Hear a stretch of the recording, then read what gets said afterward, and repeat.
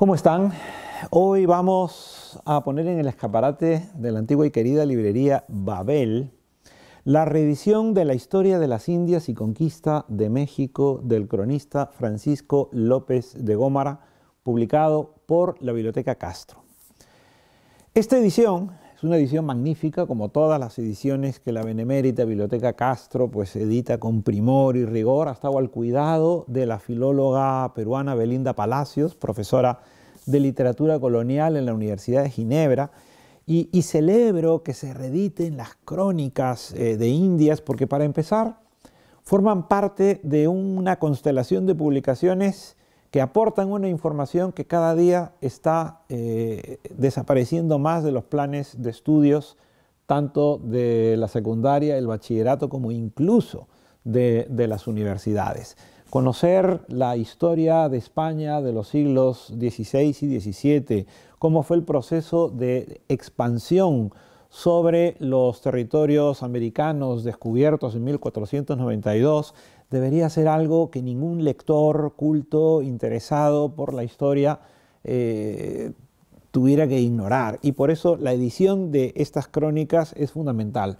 Gómara fue un personaje fascinante, nunca pisó territorio americano.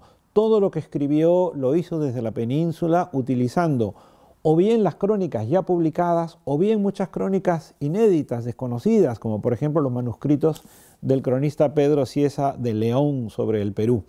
Pero Gómara fue alguien que tomó partido, apoyó resueltamente a Cortés, por ejemplo, una figura a la que le rindió una pleitesía muy singular en su historia de la conquista de México.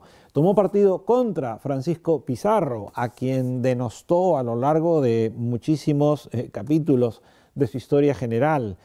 Pero Gómara además fue un cronista muy traducido. Michel de Montaigne, el gran Michel de Montaigne, nunca habría escrito su celebérrimo ensayo sobre los caníbales si no hubiera leído a Gómara. No hubiera escrito su ensayo sobre los caminos, donde describe el camino incaico del Cusco a Quito, si no hubiera leído a Gómara.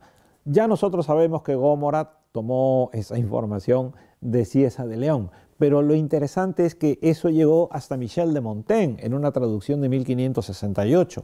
El Inca Garcilaso de la Vega leyó a Gómara con mucho cuidado. La edición que tengo en mis manos es una edición facsímil de Gómara del ejemplar que perteneció al Inca Garcilaso. Es una edición fastuosa porque está llena de las anotaciones al margen que hizo el propio Inca Garcilaso, que fue un minucioso lector de Gómara, porque Gómara en alguno de sus capítulos escribió algo sobre el padre del Inca Garcilaso, que el Inca Garcilaso pues no solamente nunca lo perdonó, sino que anotó al margen: esta mentira me ha quitado el comer. Por lo tanto, leer a Gómara es leer a un cronista, a un humanista, a un intelectual que fue una figura clave en la difusión y divulgación de la historia del descubrimiento y conquista de América, así como del asentamiento y surgimiento de las primeras ciudades. Creo que es un libro que, junto con los del Inca Garcilaso y Bernal Díaz del Castillo, no debería nadie privarse de leer si quiere conocer este periodo que se ha puesto, por desgracia, muy de moda en los debates contemporáneos a causa de la curiosidad hacia la leyenda negra. Pero si queremos tener una posición ante la leyenda negra, tenemos que leer las fuentes. Francisco López de Gómara, La historia de las Indias y conquista de México, publicado por la Biblioteca Castro.